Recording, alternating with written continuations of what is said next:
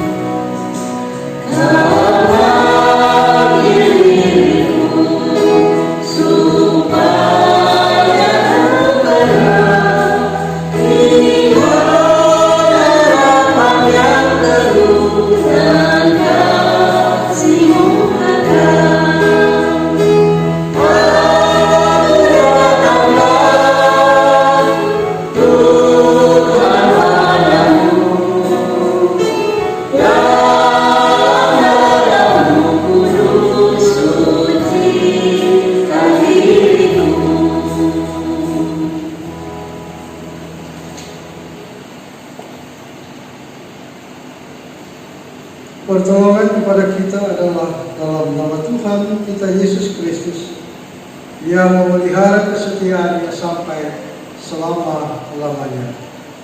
Amin. Jemaat dipersilakan duduk kembali. Kita sambut Tuhan dengan Kidung Jemaat 467, Tuhanku bila hati kawanku.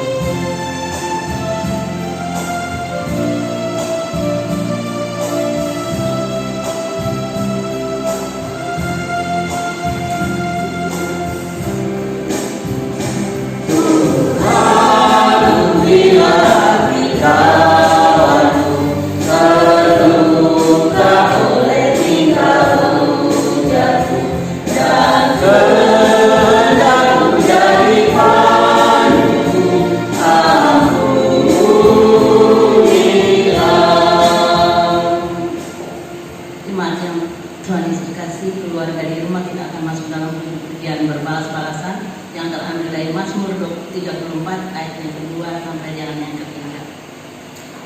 Aku hendak memuji Tuhan pada segala waktu,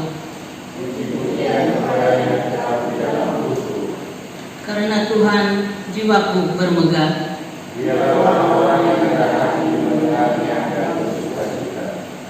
Kita sambut puji-pujian dengan Kidung Jemaat 49 ayat yang pertama dan kedua. Kita akan masuk dalam firman Tuhan. Firman Allah jayalah.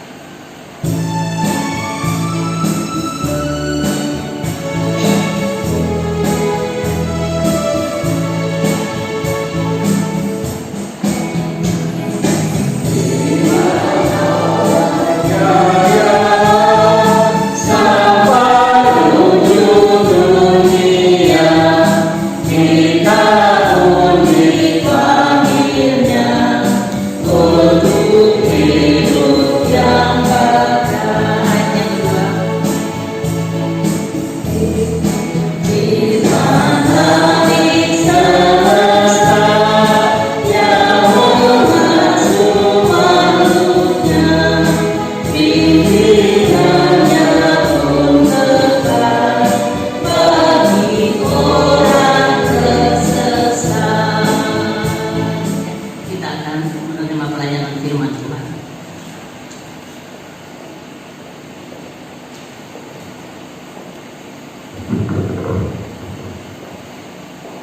Saudara-saudara kekasih, kita akan berdoa untuk pelayanan firman.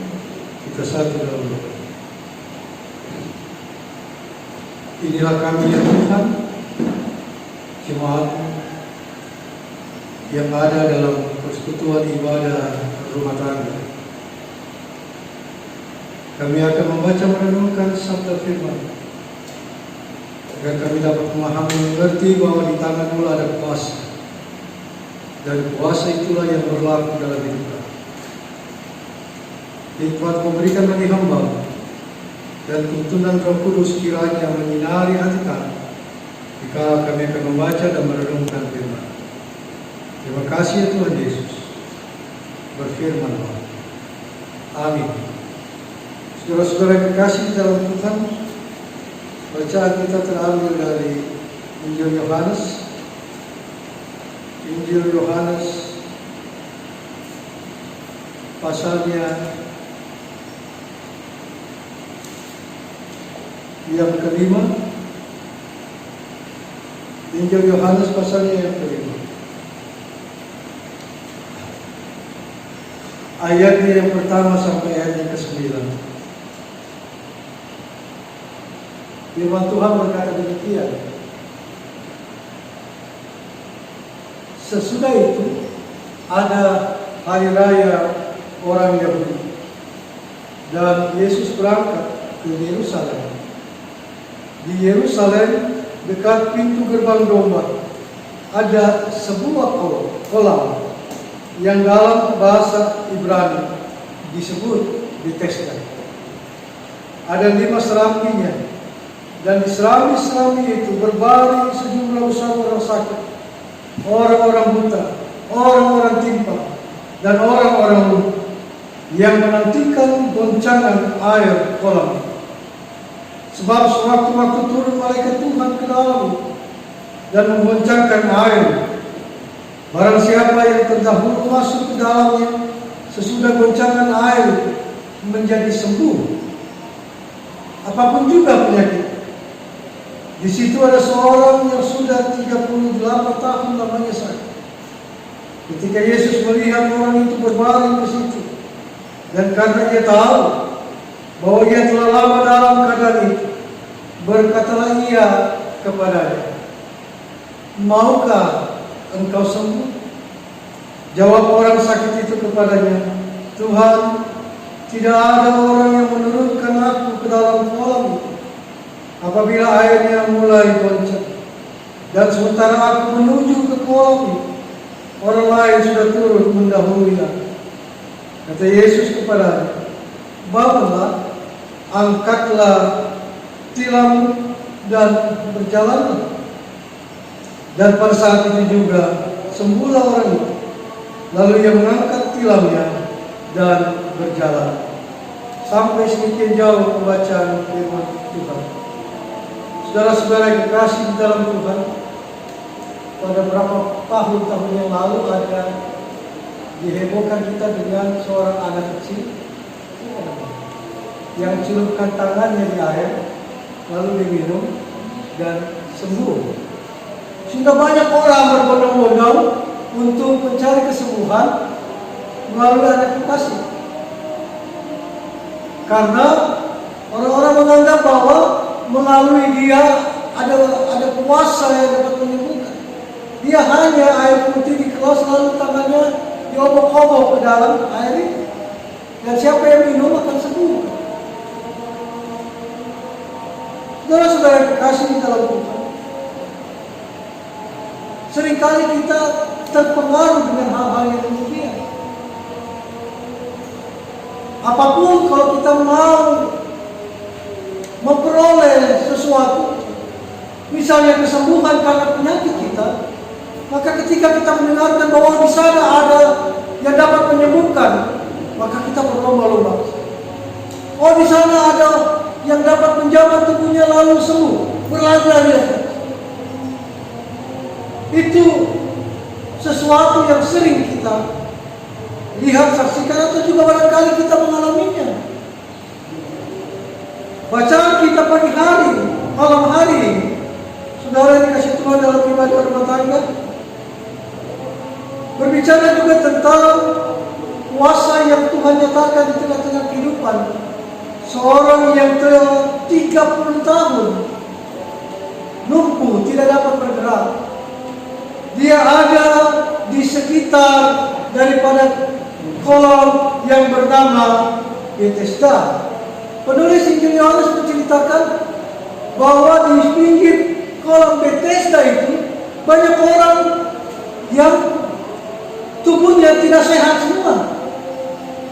Orang buta, orang timpang, orang lumpuh, dan orang-orang yang lain yang sakit. Mereka ada di sekitar kolam Bethesda itu dengan satu tujuan. Kalau malaikat Tuhan turun lalu di kolam itu bergelombang airnya, maka mereka berlari untuk masuk ke dalam kolam. Saudara-saudara dikasih di dalam Tuhan, Yesus datang dan menyaksikan ada seorang yang tidak dapat berlari karena lumpuh untuk sampai ke kolam. Lalu ada satu percakapan yang timbul antara Tuhan Yesus dengan orang tersebut. Ayat yang kelima menjelaskan berapa puluh tahun orang itu sakit. 38 tahun lamanya sakit. Bayangkan saudara, kalau saudara 1 tahun aja di tempat tidur, saudara udah mendengkuman. Kenapa di tempat tidur terus? Ini 38 tahun ada di pinggir kolam. 38 tahun hidupnya hanya seperti itu terus. Lalu ayat 6 dikatakan Yesus melihat orang itu.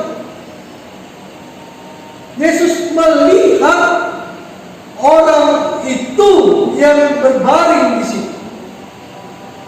Lihat penulis Injil Yohanes kata, karena ia sudah tahu orang itu lumpuh.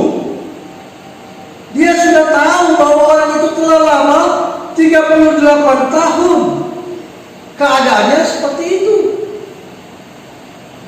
Sehingga tergeraklah hati Yesus.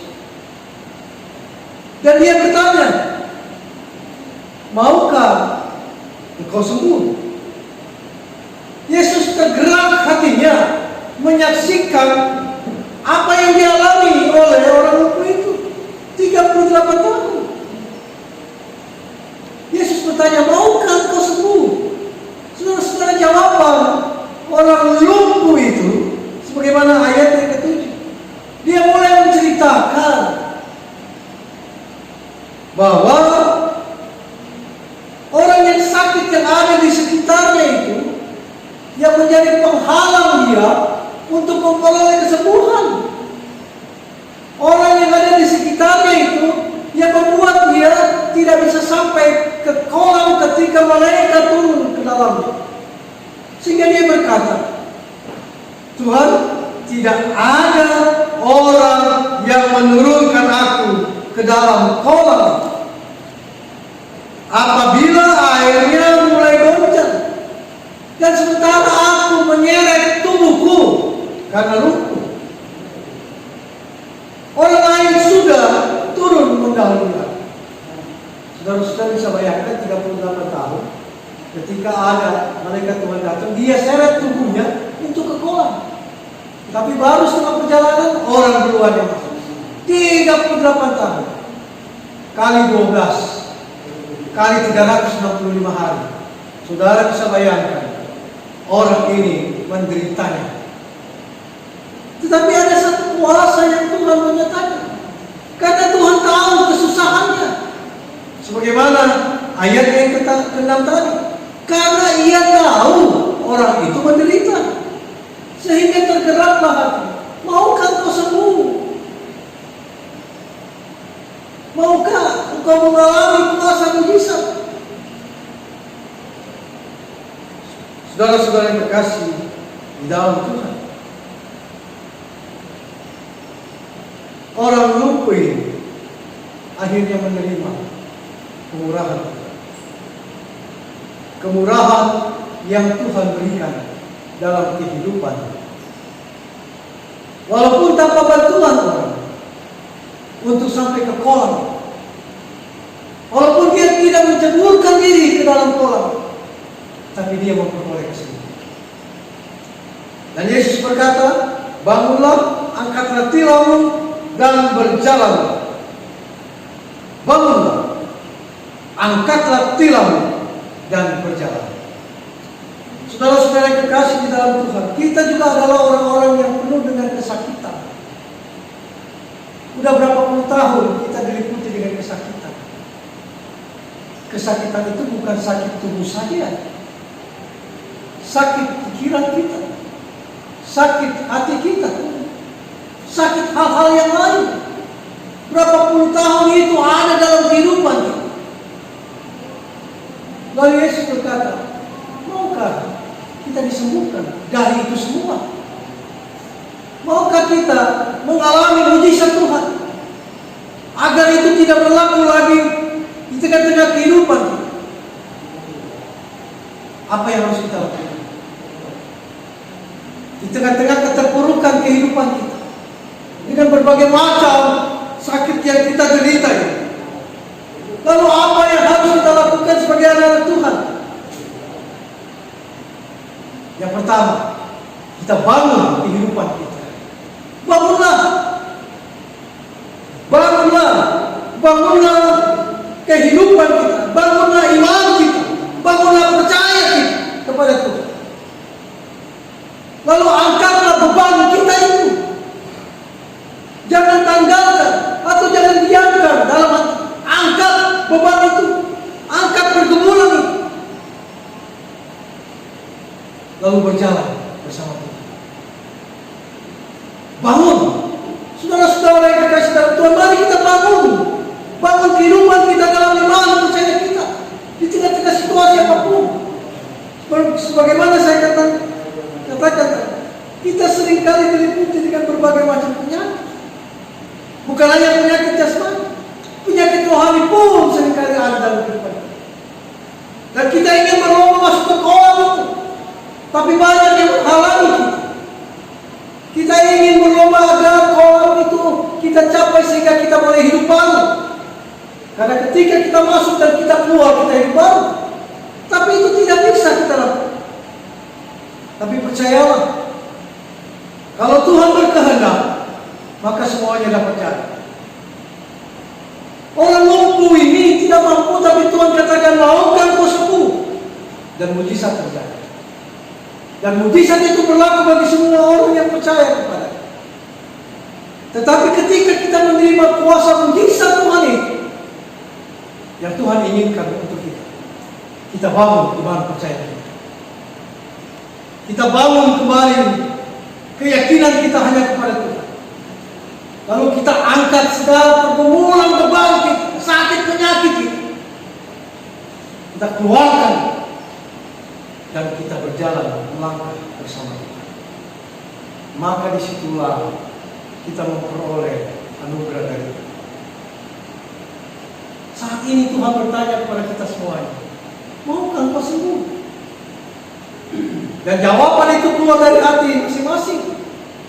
Bukan saya yang wakili, Tuhan mereka mau sembuh. Tidak. Harus keluar dari hati masing-masing diri.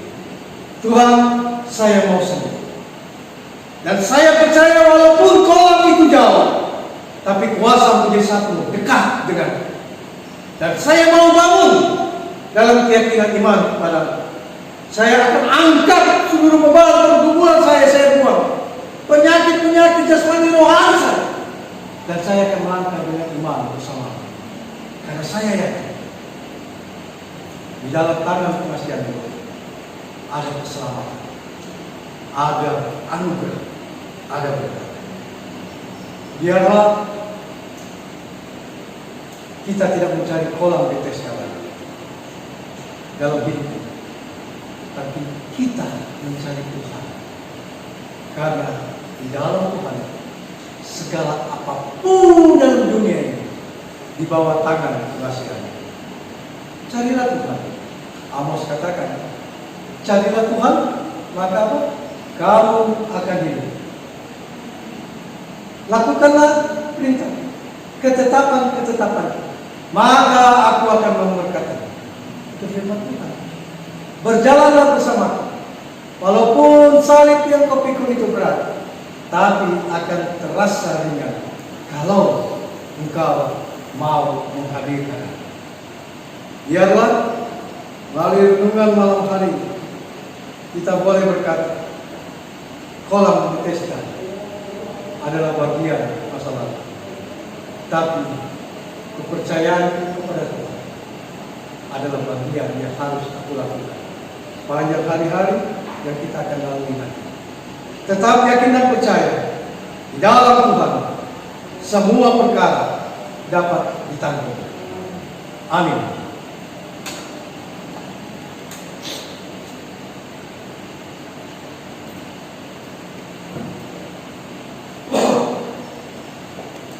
Terima kasih buat firman Tuhan yang begitu luar biasa. Biarlah firman ini boleh menjadi tuntunan bimbingan bahkan pengharapan dalam kehidupan kita.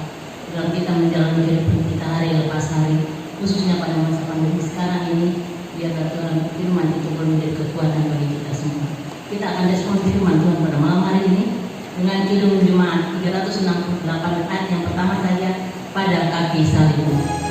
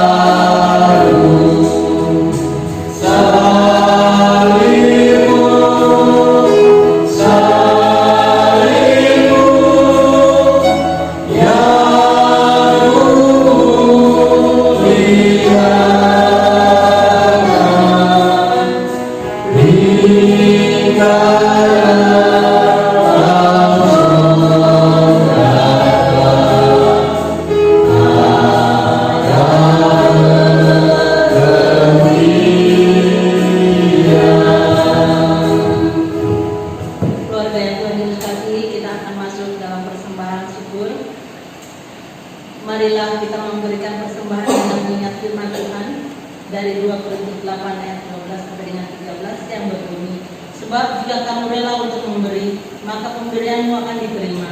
Kalau pemberianmu itu berdasarkan apa yang ada padamu, bukan berdasarkan apa yang tidak ada padamu. Sebab kamu dibebani bukanlah supaya orang-orang lain mendapat keringanan, tetapi supaya ada keseimbangan. Kita akan iringi pujian persembahan kita dengan pujian 393 ayat yang pertama, Tuhan betapa banyaknya.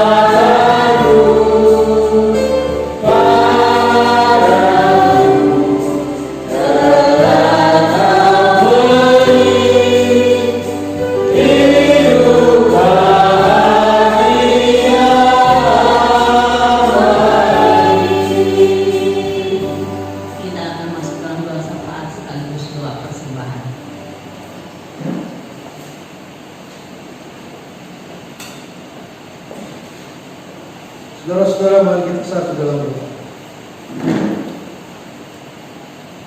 Iya Tuhan, kami percaya kepada bahwa hidup kami jikalau berjalan dalam iman hanya kepadamu,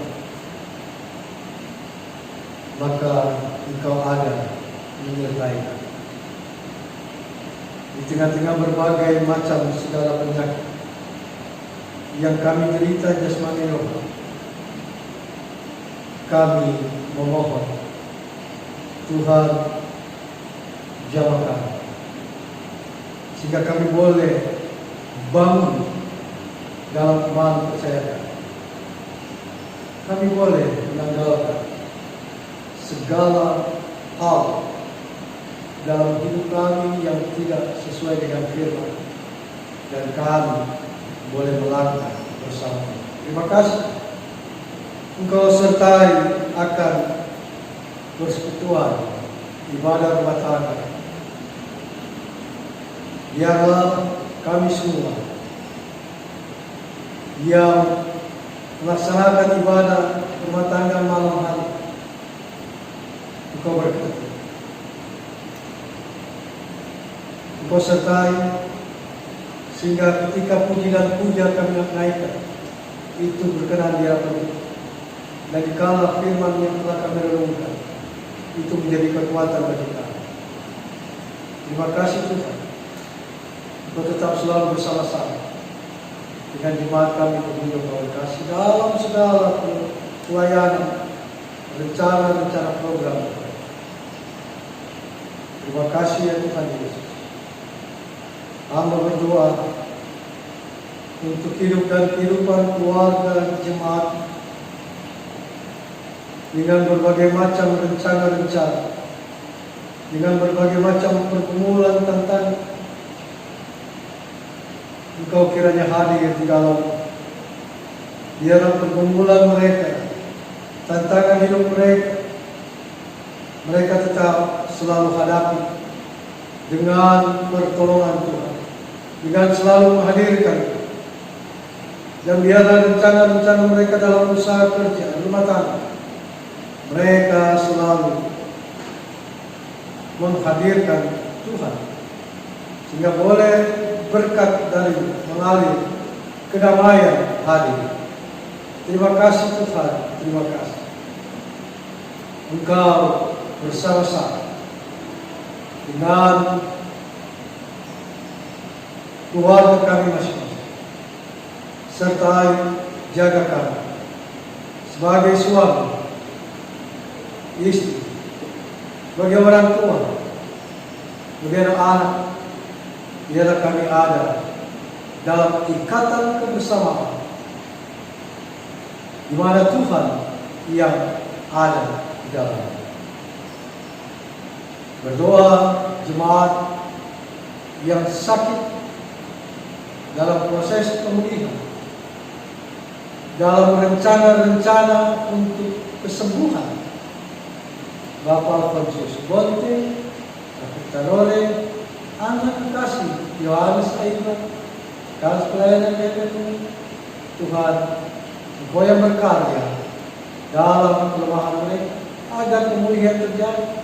Engkau hadir dengan rencana yang indah di tengah-tengah rencana mereka untuk melaksanakan kesembuhan di rumah sakit. Kau sertai para janda duda yang tidak terbiar, orang yang lanjut usia. Engkau bersama-sama dengan mereka semua. Terima kasih Tuhan, terima kasih. Kami telah memberikan persembahan. Biarlah seberapapun yang kami berikan, itu dapat dipakai untuk pelayanan di Gemindo Kawasan. Engkau berikan hikmat bagi yang mengelola persembahan. Engkau berkati yang telah memberikan persembahan. Sertai bos, Ken, dalam pelayanan, dalam kehidupan berumah tangga. Terima kasih Tuhan Yesus. Biarlah persekutuan ibadah rumah tangga Rabu malam menjadi berkat yang indah bagi kami dan menjadi hal yang membawa kemuliaan bagi nama.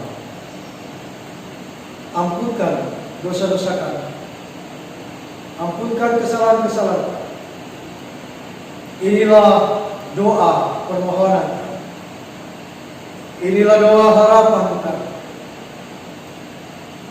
yang kami naikkan ke hadirat-Mu di surga melalui satu nama Tuhan Yesus Kristus yang menjadi sandaran hidup kami, penuntun dan yang memberkati kami, yang ada dan selalu ada, dan yang telah mengajar kami berdoa. Bapa kami dalam surga, kuduskan nama-Mu, dalamlah kerajaan-Mu, biar kami berada akan Kristus dan ampuni kesalahan kami, seperti kami semua bersalah dan jangan lepaskan kami dari karena boleh kerajaan dan kuasa dan kemuliaan sampai selama-lamanya. Bersama-sama kita berdiri.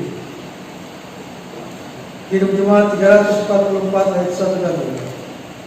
Kita lakukan mengingat akan nama Yesus.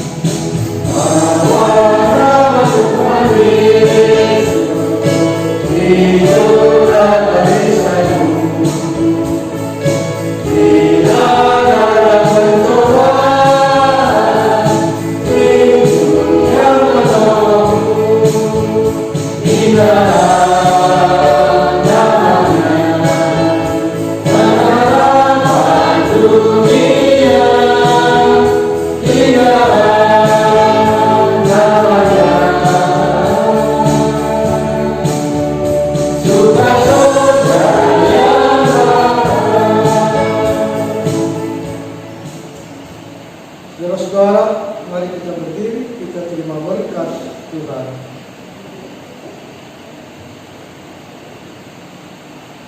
Kasih karunia Tuhan kita Yesus Kristus dan pengasihan Allah dalam persekutuan Roh Kudus menyertai memberkati hidup dan kehidupan keluarga jemaat pemuda Tuhan dan menyertai kita semua dari sekarang sampai selama-lamanya. Amin.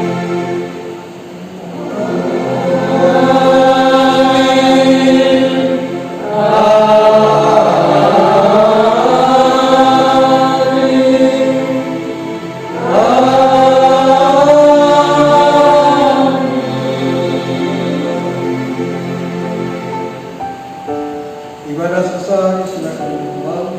Tuhan berkati. Keluarga yang terkasih, terima kasih kita bermanfaat kepada Tuhan Yesus memberkati.